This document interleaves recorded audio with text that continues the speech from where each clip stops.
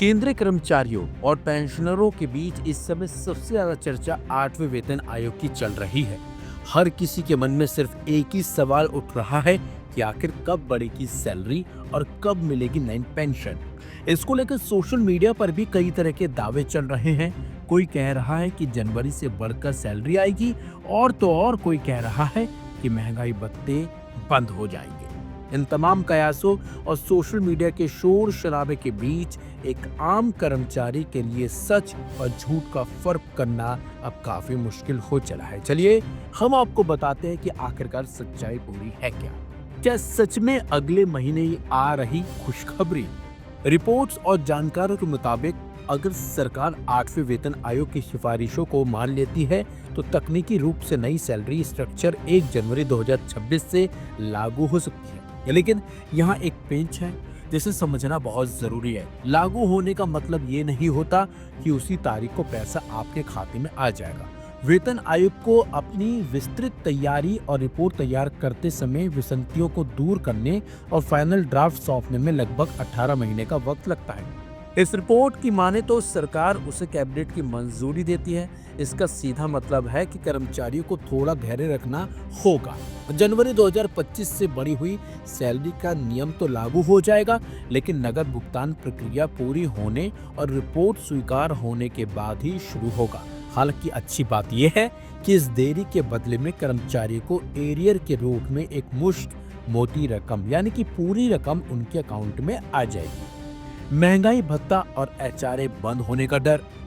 Social media पर एक डर फैलाया जा रहा है कि नया वेतन आयोग आते ही महंगाई भत्ता यानी कि डीए और मकान किराया भत्ता यानी कि एचआरए बंद हो जाएगा या फिर डीए को बेसिक सैलरी में मर्ज किया जाएगा।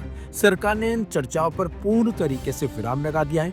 सरकारी रुख से ये स्पष्ट है कि भत्तों को बंद करने का अभी तक कोई प्रस्ताव नहीं है और न ही ऐसी कोई योजना है। महंगाई भत्ता और पेंशनरों के लिए महंगाई राहत की व्यवस्था पहले की तरह ही जारी रहेगी। इसमें किसी भी तरह की कोई कटौती या बदलाव की आशंका बेबुनियाद और गलत है। ये भत्ते अखिल भारतीय उपभोक्ता मूल्य सूचांकन यानी कि AICPI-IW के आधार पर हर 6 महीने में रिवाइज होते रहेंगे। यानी जैसे जैसे महंगाई बढ़ेगी आपकी सैलरी और पेंशन में राहत का घटक भी उसी अनुपात में बढ़ता रहेगा। सैलरी में 34% तक का उछाल। अब बात करते हैं उस मुद्दे की जो सबसे ज्यादा सुकून देने वाला है हर कर्मचारी के लिए। आखिर सैलरी कितनी बढ़ेगी? वेतन आयोग की सिफारिशों में फिटमेंट फैक्टर सबसे अहम भूमिका यहाँ पर निभाता है। 7वें वेतन आयोग के दौरान यह फैक्टर 2.57 रखा गया था, जिसके आधार पर बेसिक सैलरी तय हुई थी। अब जो खबरें आ रही हैं उनके मुताबिक 8वें वेतन आयोग में फिटमेंट फैक्टर को बढ़ाकर 2.86 या उससे ज्यादा किया जा सकता है। अगर यह अनुमान सही साबित होता है तो कर्मचारियों की बेसिक सैलरी में जबरदस्त उछाल देखने को मिल सकता है। पुराने ट्रेंड्स और मौजूदा आर्थिक हालातों को देखते हुए यह माना जा रहा है कि देश के लगभग 50 लाख केंद्रीय कर्मचारियों और 65 लाख पेंशनरों की आय में 30 से 34% तक की बढ़ोतरी हो सकती है।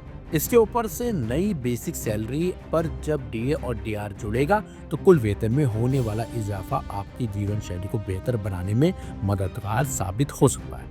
इस तरह 8वां वेतन आयोग लाखों कर्मचारियों और पेंशनरों के लिए बड़ी राहत लेकर आने वाला है। नई सैलरी, बढ़ा हुआ डीए, डीआर और पेंशन में मोटी बढ़ोतरी। हालांकि सब कुछ रिपोर्ट आने के बाद तय होगा। फिलहाल सबसे जरूरी बात यही है कि डीए, एचआरए और डीआर बंद नहीं होगा और सैलरी पेंशन में बढ़ोतरी का फायदा हर किसी को मिलेगा।